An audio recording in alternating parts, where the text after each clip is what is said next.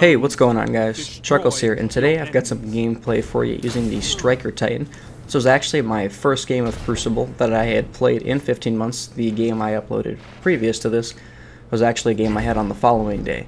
I was really hoping to go into this game and just end positive because I had not played for really at all in 15 months. And I ended up having an efficiency of 22 at the end. I only died once this entire game.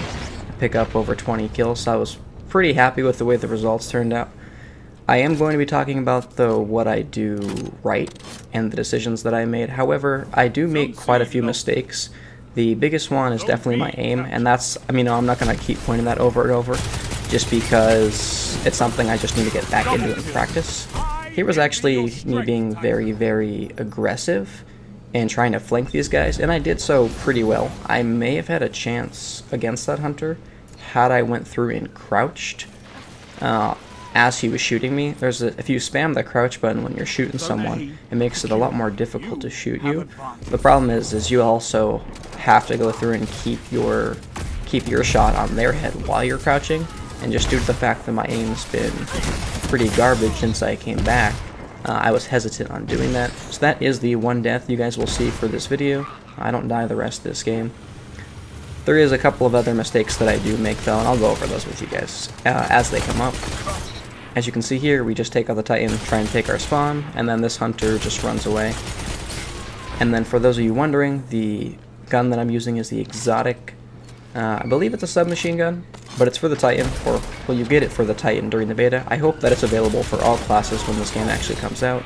Basically, the longer you hold it, the more damage it does. So if at any point you guys see me just randomly shooting a wall, it's not because I'm that bad, it's because I am trying to pre-fire the gun and actually build up the speed and the accuracy, because it actually gets more accurate as you shoot it as well, and it fires faster. So I'm just trying to get the max DPS that I can when I get my into an engagement.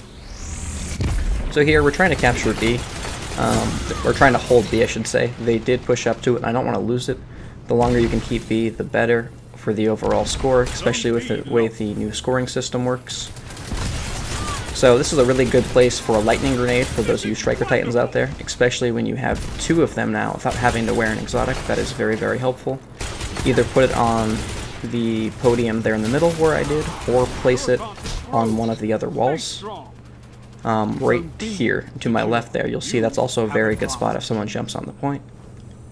So here I push a C, and to be quite honest, I don't know what I was thinking. This was me being very, very aggressive for really no reason. Because at this point we already control B, and I can see that my team is capturing A, so I didn't really need to do this. And to be honest, right there, the only reason this hunter died is because he was just being completely unaware, and this Titan's actually a perfect example. He turned the corner already ADS, and just for those of you who don't know, ADS means aim down sights. Basically, whenever you do that, you instantly lose your radar. So if you turn a corner and you put yourself into a choke point where you're not able to see someone coming around the corner, it's very easy to die to someone who's flanking you. And that's how both the hunter and this Titan died. Here, the only reason I lived is because my teammate came and backed me up, so I'm appreciative of Mr. Fanatic, or whatever his name is over there. Here as well, as you guys can see, my teammate putting in work with that fusion rifle and my 10 kill spree that I happened to come across.